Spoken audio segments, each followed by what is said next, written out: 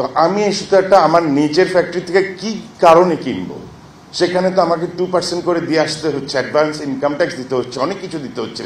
আমি যদি সুতোটা ইন্ডিয়া থেকে ইম্পোর্ট করে নিয়ে আসি বন্ডে, আমার এগুলো কিছুই লাগছে না, কোনো ঝামেলাই নাই, দামেও কিছু সাশ্রয় হবে।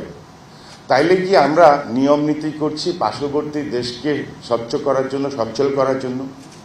তাদের কর্মসংস্থানকে কি আমরা বাড়ানোর জন্য প্রক্রিয়া করছি? আমার সরকার কি নিরলসভাবে কাজ করছে ওদের স্বার্থ রক্ষার্থে? একটু ভাববার বিষয় আছে।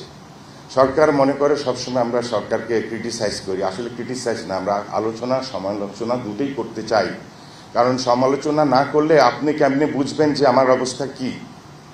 আর তখনই তো আপনি বই খাতা নিয়ে নামবেন, কাগজ কলম নিয়ে নামবেন। আমি যদি সমালোচনাই না করি বা আমাকে ভয়ভীতির মধ্যে রাখেন, তাইলে আপনি নিজেই কিন্তু অনুশোচনারও সুযোগ পাবেন না। একটা সময় আসবে যে আপনি অনুশোচনা করবেন, সেই সুযোগও পাবেন না। আজকে যদি আমাকে বলেন, আসলে অনেকবারই তো আপনাদের সামনে এসেছি, আজকের ব্যাপারটা একটু বেশি ভয়াবহ, ভীষণ ভয়াবহ। এইভাবে যদি আপনি 2%, 1% দিয়ে আপনি হিসাব করেন যে আপনার অনেক টাকা চলে আসতেছে, কিন্তু আসলে আপনি কাদেরকে ধ্বংসের দিকে নিয়ে যাচ্ছেন সেটাও তো অ্যাসেস করতে হবে। সরকারের সব জায়গা থেকে ব্যবসা করা উচিত না, এটা সরকারের মডেলও হওয়া উচিত না।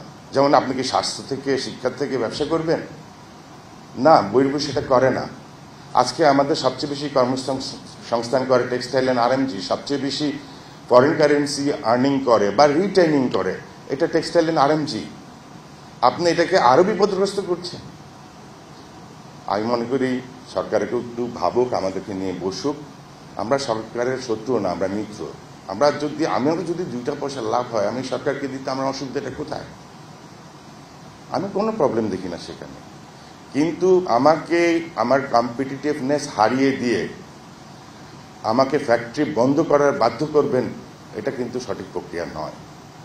আপনি আপনার ভালোটা আগে বুঝেন যে আমি যদি চলি, আমার মধ্যে যদি রক্ত প্রবাহ হয়, আপনার কি কি উপকার হচ্ছে? আপনারা তো কোনো কর্মসংস্থান করতে পারেন না, বরং বেতন বাড়াইতে পারছেন। আপনারাও একটা সিদ্ধান্ত নেন যে সরকারি বেতনভুক্ত যত কর্মচারী আছে বেতন থেকে 2% করে দিবে, এই কারণ সরকার একটা কান্তি লগ্ন সিচুয়েশনে আছে, আমরাও দিব। জাপানের মানুষ একবেলাও খেয়ে চলছে, সরকারকে সহযোগিতা করেছে। আমরাও চলেন একবেলা খাবো, কিন্তু আমরা ছুটির সংখ্যা বাড়ে, বেতন ভাতা বাড়ে, তারপরে আরো কি কি সবই তো বাড়ছে। অর্ধেক 80% টাকা তো সরকারের ফান্ডে চলে যায়। সঠিক মাত্রার কার্বন কম্বিনেশন বৃদ্ধি করে পাইপের ডাক্টিলিটি ও হেভি লোড নেয়ার ক্ষমতা। Falcon MS pipe. শুনলাম নাকি বড় বড় প্রকল্প হবে না, সরকার এখন আগে হাড্ডি মাংস শক্ত করবে। কিন্তু পত্রপত্রিকায় দেখি ভোলা ব্রিজ হয়ে যাচ্ছে, এটা হয়ে যাচ্ছে, সেটা হয়ে যাচ্ছে, বিদেশি টাকা না দিলে আমিও করে ফেলবো। আরে আগে নিজেরগুলোকে বাঁচান, নিজের শিল্পগুলোকে বাঁচান। আর বিদেশি বিনিয়োগ তো হচ্ছেই না। আপনাদের তো অনেক সাংবাদিক ভাইরা আমার সামনে আছেন, কেউ বলতে পারবেন যে অমুক চাইনিজ একটা গার্মেন্টস করেছে গত 8 মাসে, বা একটা স্পিনিং মিল করেছে, বা আমাদের সাথে পার্টনারশিপ করেছে? তারা কি বেকুব যে আমার সাথে পার্টনার হবে আন্ডার দি সার্কামস্ট্যান্সেস, যেখানে গ্যাস নাই, বিদ্যুৎ নাই, প্রতিনিয়ত কস্ট অফ ডুইং বিজনেস বেড়ে যাচ্ছে? সে একটা সফল ব্যবসায়ী, বিচক্ষণ ব্যবসায়ী। সে যদি বুঝে, আমার সরকারও বোঝা উচিত কেন ওরা আসে না, কোনখানে প্রবলেমটা। চলেন ওগুলোকে রিপেয়ার করি, আইডেন্টিফাই করি। তো আমরা সরকারকে অ্যাপ্রোচ করব, আমার দৃঢ় বিশ্বাস সরকার এটা বুঝতে পারবেন এবং এটা অতি শীঘ্রই প্রত্যাহার করবেন। আমি সরকারের কাছে এই আবেদন আপনাদের মাধ্যমে রাখলাম এবং আমরা সকলে মিলে অন্যদের কাছে যাব এবং সরকারের আমরা কি করতে পারি সরকারের জন্য সেটা নিয়েও আমরা প্রস্তুত আছি আলোচনা করতে। আজকে আমাদের একটি সমস্যা আসছে, গ্যাসের সমস্যা, বিদ্যুতের সমস্যা, এনবিআর এর পোর্ট কমপ্লিট শাটডাউনের সমস্যা এবং এখন কফিনের শেষ পেরকের মতো এই 2% EIT সমস্যা। আমার জানতে ইচ্ছে করে এই ইকুয়েশনগুলো কি মহৎ উদ্দেশ্যে আমাদের বিরুদ্ধে প্রয়োগ করা হচ্ছে। আমি কিন্তু মহৎ উদ্দেশ্য কথাটা বলছি, হয়তো এটি আমাদের বিরুদ্ধে, কারোর জন্য এটা মহৎ। আপনাদের সবাইকে একটা আমন্ত্রণ জানাই, আপনাদের সবার কাছে স্মার্টফোন আছে, আপনারা স্মার্টফোনে গিয়ে আমাদের এই 2% এআইটি নিউজটি সার্চ করুন, দেখুন আমাদের সংবাদের যতগুলো সোর্স তার চেয়ে বেশি এই নিউজের প্রচার হয়েছে আমাদের কম্পিটিটর দেশগুলোর ওয়েবসাইটে। কেন?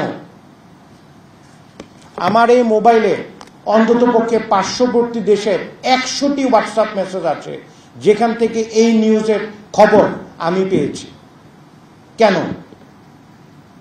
ওনারা কেন আজকে এত আনন্দে উদ্বেলিত আমাদের এই 2% এআইটির জন্য? এই প্রশ্নের উত্তর আমি চাই। আপনাদের খুঁজে নিতে বললাম, আপনারা সমাজের দর্পণ, সমাজের আয়না। কারণটা কি জানেন? এই নিউজে ওনারা আজকে সবচেয়ে খুশি। আমাদের চেয়ে বড় বেশি ব্যাক ক্যালকুলেশন ওনারা জানে। ওনারা জানেন এইটা বাস্তবায়িত হওয়ার সাথে সাথে আমরা ধ্বংস হব, আমাদের প্রতিযোগিতা সক্ষমতা বলে কিছু থাকবে না। তখন এটা হবে তাদের জন্য ওপেন মাঠ। সেই মাঠে ওনারা চাষ করবেন, ফসল ফলাবেন, আমাদের ইন্ডাস্ট্রি কিনবেন, আমাদেরকে আমাদের ঘর থেকে বের করে দিবেন। তাই হতে যাচ্ছে। সো আমার মনে হয় এই ব্যাপারটা আমাদেরকে একটু অ্যালাইন করে দেখতে বলেন নীতি নির্ধারকদের, যে পার্শ্ববর্তী দেশ অ্যাগ্রেসিভলি মেজার নিচ্ছে। ক্যাপিটাল সাবসিডি, ইন্টারেস্ট সাবসিডি শেষ, এখন বেতন দিচ্ছে বিহারে ওয়ার্কারদের ডাইরেক্ট, যাতে ওইখানে গার্মেন্টস ইন্ডাস্ট্রি ফ্লারিশ করে। এই দেশে যদি সুতা এবং কাপড়ের কলকারখানা বন্ধ হয়, এদেশে গার্মেন্ট শিল্প বন্ধ হবে। আমি বলে দিলাম 1 বছর সময় লাগবে, ম্যাক্সিমাম 1 বছর সময় লাগবে। আমরা 2 মাসে বন্ধ হবো, ওনারা 1 বছরে বন্ধ হবে।